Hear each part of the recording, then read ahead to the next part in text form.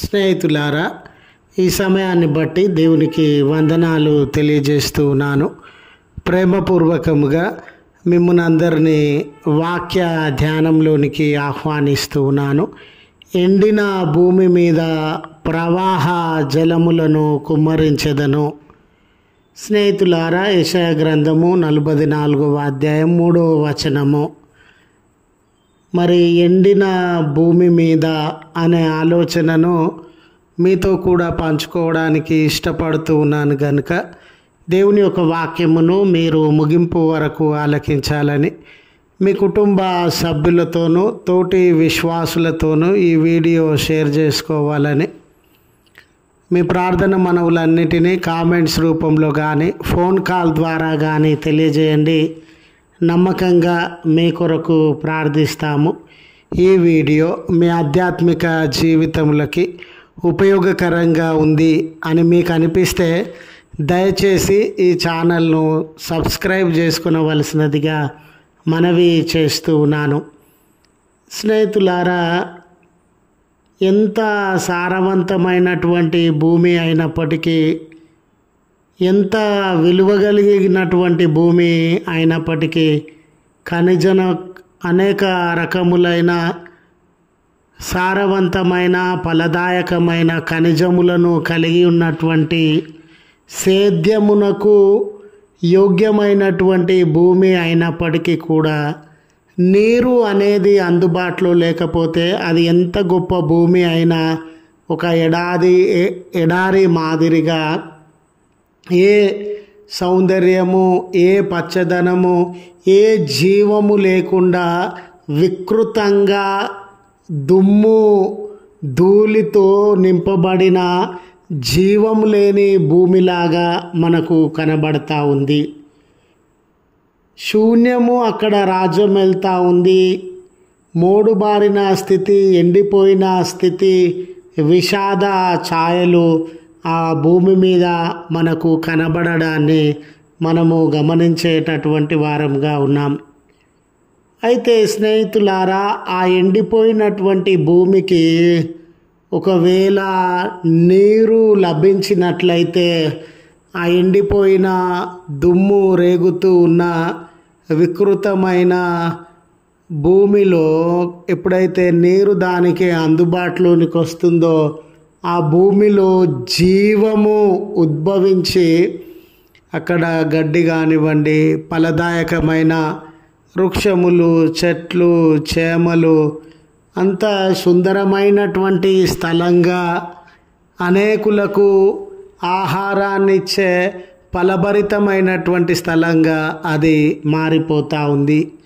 స్నేహితులారా, ఇక్కడ ఎండిన భూమి మాదిరిగా కొన్ని పర్యాయాలు మన జీవితాలు కూడా ఎండిన భూమిలాగా పతనమైన పరిస్థితులను మనము అనుభవించేటటువంటి వారంగా ఉండవచ్చు.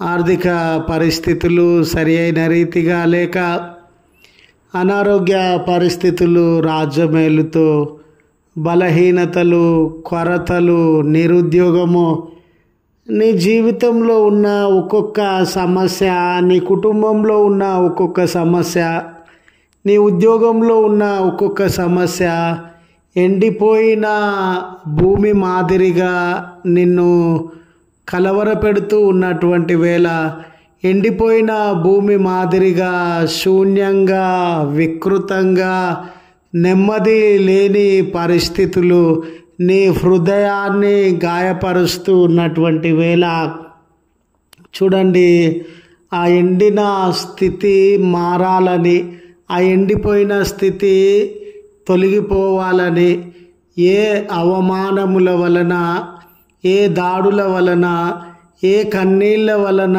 నీ జీవితము వికృతమైపోయిందో, శరీర సంబంధమై ఎండిపోయిన స్థితి, ఆధ్యాత్మిక సంబంధమై ఎండిపోయిన స్థితితో బాధపడుతూ ఉన్నా నీ జీవితంలో, దుఃఖపడుతూ ఉన్నా నీ జీవితంలో, దేవుడు ఇచ్చుచూ ఉన్న వాగ్దానము ఏమిటనంటే, ఆ నీళ్లను నీ మీద ప్రవహింపజేస్తానని, ఆ పరిస్థితిని మార్చివేసి నీ జీవితంలో జీవం ఉండునట్లు, నీ జీవితంలో సంతోషం ఉండునట్లు, నీ హృదయము నెమ్మదితో నింపబడునట్లు దేవుడు నీటి ప్రవాహములను ఆ ఎండిన నేల మీద కుమ్మరించినట్లు తన ఆశ్చర్య అద్భుత కార్యములను నీ జీవితంలో జరిగించడానికి ఇష్టపడుతూ ఉన్నటువంటి దేవుడు.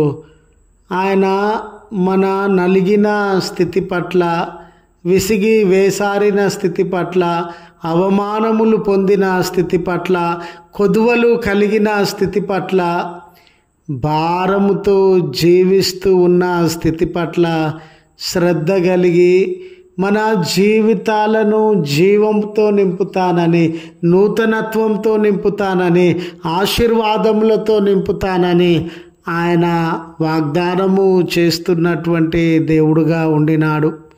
మనలో చాలామంది నా బ్రతికింతేనండి, నా టైం బాగలేదండి, నా పరిస్థితి ఈ రీతిగానే ఉండిపోయిందండి అని వేదన పడుతూ ఉన్న బిడ్డలు ఉండవచ్చు, దుఃఖపడుతూ ఉన్న బిడ్డలు ఉండవచ్చు, కుమిలిపోతూ జీవితంలో ఆనందము కరువైన బిడ్డలు ఉండవచ్చు.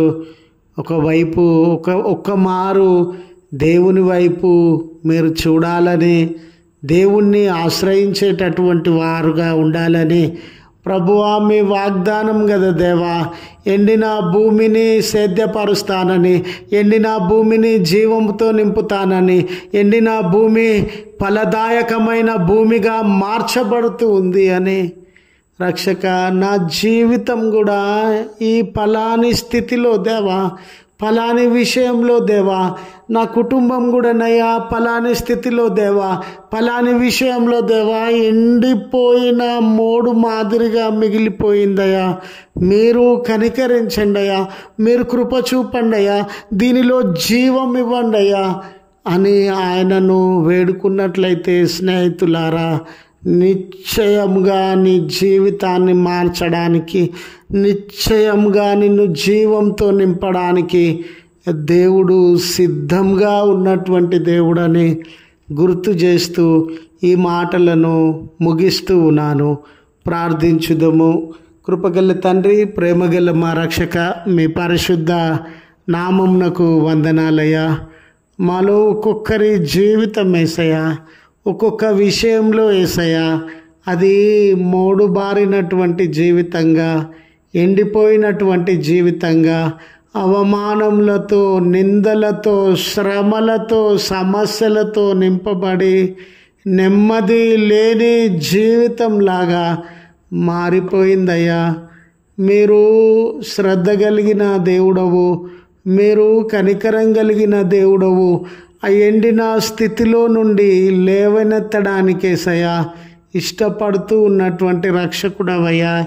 ఆ ఎండిన నేల మీద నీటి ప్రవాహములను రప్పించు రీతిగా ఒక్కొక్కరి జీవితంలో మీ కార్యములనయ్యా, ఒక్కొక్కరి జీవితంలో మీ ఆదరణనయ్యా, ఒక్కొక్కరి జీవితంలో మీ సహాయాన్నయ్యా మీరు కుమ్మరించవలసినదిగా ప్రార్థన చేస్తూ ఉన్నామేసయ్యా. ఈ ప్రార్థనలో ఏకీభవించుచూ ఉన్న నీ ప్రియ బిడ్డలను తండ్రి, నీ ప్రియ కుటుంబాలను రక్షక మేళ్లతో నింపండియా. మీ కార్యములను వారి జీవితంలో జరిగించండి అయ్యా. వారి కొదువలను దూరపరచండి అయ్యా. నూతన ఉజ్జీవంతో వారిని ఆశీర్వదించండి అయ్యా. కొదువలు, కష్టములు, కన్నీళ్ళు, బంధకములు, అనారోగ్యములు కుమిలిపోతూ ఉన్న బిడ్డలందరినీ మీరు కనికరించండి యేసయ్యా. ఈ దినాన జన్మదినం అని, వెడ్డింగ్ యానివర్సరీస్ అని కృతజ్ఞత భావంతో మీ వైపు చూస్తూ ఉన్న వ్యక్తులను, కుటుంబములను మీరు దర్శించి మీ హస్తము చాచి ఆశీర్వాదములతో నింపి ఈ దినం మా పనులన్నిటి అందు మమ్మను బలపరిచి స్థిరపరిచి నడిపించుమని క్రీస్తు పేరట వేడుకొనుచు ఉన్నాము తండ్రి. ఆమెన్. తండ్రి, కుమార, పరిశుద్ధాత్మ త్రియేక దేవుని దీవెన మనకు తోడయుండి మనలను కాపాడునుగాక. ఆమెన్.